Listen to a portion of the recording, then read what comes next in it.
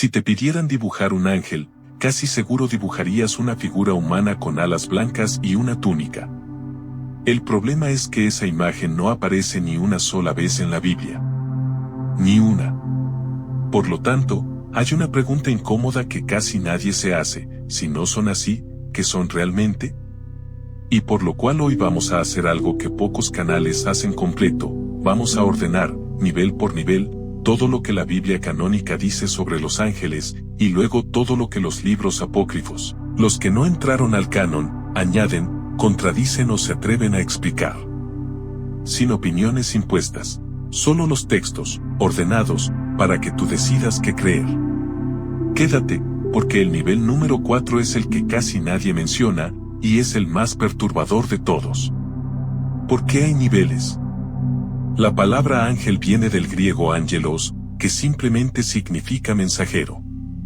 Por lo tanto, en su origen, ángel no es una especie ni una jerarquía, es un trabajo. Y es por eso que la Biblia, escrita durante más de 1000 años por autores distintos, no presenta una lista ordenada de rangos angelicales en ningún libro único. La jerarquía que mucha gente conoce hoy, serafines, querubines, tronos, etc., no viene de un solo pasaje, sino que fue ensamblada siglos después por un autor cristiano conocido como Pseudo Dionisio el Areopagita, alrededor del siglo V o.B.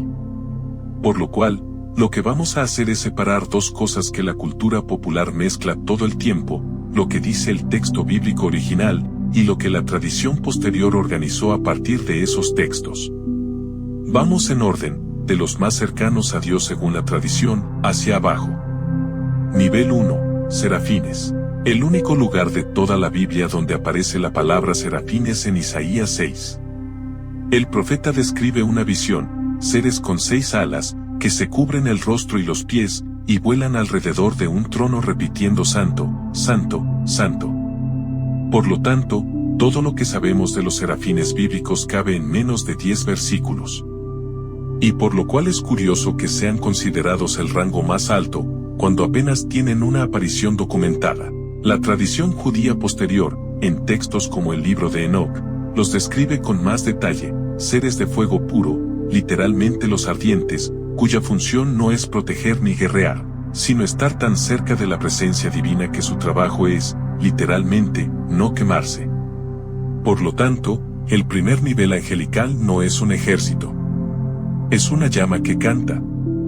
Nivel 2, querubines. Aquí está el primer gran choque entre la imagen popular y el texto.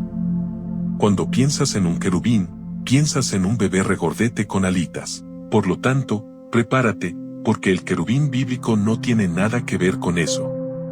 En Ezequiel 1 y 10, los querubines se describen como criaturas con 4 caras, humana, de león, de buey y de águila, 4 alas, y ruedas giratorias llenas de ojos que se mueven junto a ellos.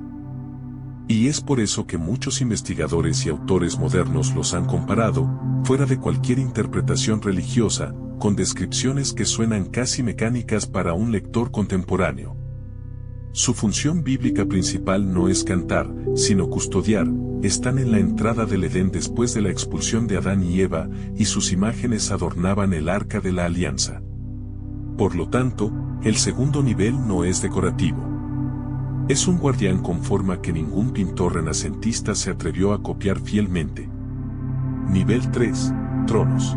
San Pablo, en su carta a los Colosenses, menciona una lista de categorías celestiales: tronos, dominios, principados y potestades. Por lo tanto, este nivel viene casi directo del Nuevo Testamento, no del Antiguo. La palabra tronos no se refiere a sillas, sino a una clase de seres asociados con la justicia y el orden cósmico. Serían quienes ejecutan los juicios divinos sobre reinos enteros. Y por lo cual, en textos apócrifos como el Apocalipsis de Elías, se les describe vinculados a la administración de naciones, casi como gobernadores espirituales de territorios humanos. Por lo tanto, si los serafines cantan y los querubines custodian, los tronos administran. Cada nivel, hasta ahora, tiene un trabajo distinto, no solo un rango distinto. Niveles 4, 5 y 6, dominaciones, virtudes y potestades. Estos tres niveles son los más débiles en evidencia bíblica directa, y por lo tanto es donde la tradición tuvo que rellenar más con interpretación. Las dominaciones regularían las tareas de los ángeles inferiores. Las virtudes estarían asociadas a los milagros y a sostener el orden natural del cosmos. Las potestades tendrían como tarea contener fuerzas demoníacas, una especie de frontera de seguridad espiritual. Y es por eso que estos tres niveles casi no se mencionan en la prédica común, hay poco material bíblico de donde sostenerlos, y gran parte de su descripción proviene directamente del esquema de Pseudo Dionisio, no de un libro sagrado original. Por lo tanto, aquí es donde, honestamente, la línea entre teología y sistematización medieval se vuelve más difícil de distinguir. Nivel 7. Principados. San Pablo vuelve a aparecer aquí, advirtiendo en Efesios que la lucha del creyente no es contra carne y sangre, sino contra principados, contra potestades, contra los gobernadores de las tinieblas. Por lo tanto, los principados se entienden tradicionalmente como ángeles asignados a naciones, ciudades o incluso instituciones, para guiarlas o, según la lectura, para corromperlas si actúan del lado opuesto, y por lo cual este nivel es uno de los más debatidos. Algunos textos apócrifos sugieren que cada nación tiene un ángel asignado, una idea que algunos comparan, sin que esto sea una afirmación histórica comprobada, solo una observación literaria, con la noción de espíritu nacional que aparece en otras culturas antiguas. Nivel 8. Arcángeles. Aquí estamos en terreno mucho más sólido, porque los arcángeles sí tienen nombre propio en los textos. Miguel aparece en Daniel y en el Apocalipsis como el príncipe guerrero. Gabriel aparece en Daniel y en Lucas como el mensajero, el que anuncia. Por lo tanto, estos dos son los únicos arcángeles nombrados directamente en la Biblia hebrea y el Nuevo Testamento canónico. Rafael, en cambio, aparece en el libro de Tobías, que es canónico para la tradición católica y ortodoxa, pero apócrifo para la tradición protestante y judía. Y es por eso que la cantidad oficial de arcángeles cambia dependiendo de qué tradición religiosa estés consultando.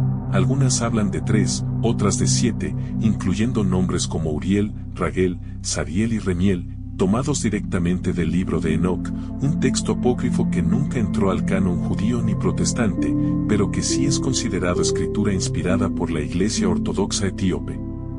Por lo tanto, arcángel no es un rango fijo y universal, es un título que cambia de forma según qué comunidad religiosa decidió que el libro era sagrado.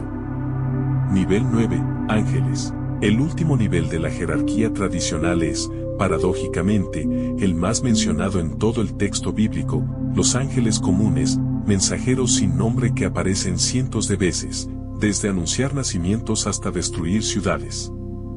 Por lo tanto, la mayoría de las apariciones angelicales en la Biblia no son seres de fuego con 6 alas, sino mensajeros que muchas veces ni siquiera se describen como sobrenaturales a primera vista. De hecho, en Génesis 18 y 19, los visitantes de Abraham son descritos primero simplemente como hombres, y solo después el texto revela que son ángeles. Y por lo cual esto nos lleva a un punto clave. En la Biblia, lo angelical y lo humano a veces se mezclan de una forma que la imaginería religiosa posterior simplificó demasiado. El nivel que nadie quiere mencionar, los vigilantes. Y aquí llegamos al punto que prometí al inicio. El libro de Enoc, apócrifo para casi todas las tradiciones excepto la etíope, describe una categoría angelical que no aparece en ningún esquema tradicional de niveles, los vigilantes. Por lo tanto, según este texto, 200 ángeles vigilantes descendieron al monte Hermón con un propósito específico, tomar esposas humanas. De esa unión nacieron los Nefilim, descritos como gigantes. Y es por eso que Génesis 6, en un pasaje muy breve y muy discutido, menciona algo parecido, hijos de Dios que se unieron con hijas de los hombres, generando una raza de gigantes, justo antes del relato del diluvio. Por lo tanto, una lectura objetiva de los textos, sin afirmar que esto sea literal ni metafórico, solo señalando lo que el texto dice, sugiere que la tradición judía más antigua sí contemplaba la posibilidad de ángeles caídos por transgresión, no solo por rebelión contra Dios, sino por deseo. Y por lo cual este es probablemente el nivel angelical más incómodo de toda la tradición bíblica y apócrifa, no habla de guerra en el cielo, habla de ángeles que querían ser humanos. Ciencia y religión, un punto de encuentro. Vale la pena cerrar con algo objetivo, ningún documento histórico o científico puede confirmar la existencia física de estos seres.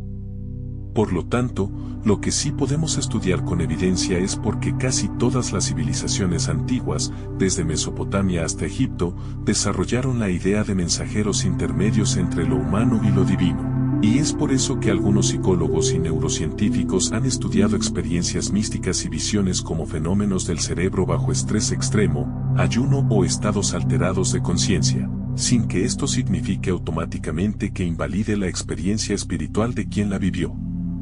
Por lo tanto, ciencia y religión no necesariamente compiten aquí, una explica el mecanismo posible de la experiencia, la otra explica el significado que la persona le da. Ambas pueden convivir sin que una elimine a la otra. Para concluir, así que la próxima vez que veas una pintura de un ángel con alas blancas y túnica, ya sabes que estás viendo casi 1000 años de simplificación artística sobre un grupo de textos mucho más extraños, más variados y más debatidos de lo que la cultura popular te mostró. Por lo tanto, la pregunta que te dejo no es existen o no, sino, de todos estos niveles, ¿cuál te pareció más distinto a lo que esperabas? Déjamelo en los comentarios, porque el próximo video vamos a hacer exactamente lo mismo, pero con los niveles de los demonios y los ángeles caídos, y ese sí que cambia todo lo que crees saber del tema. Suscríbete si quieres estar ahí cuando salga.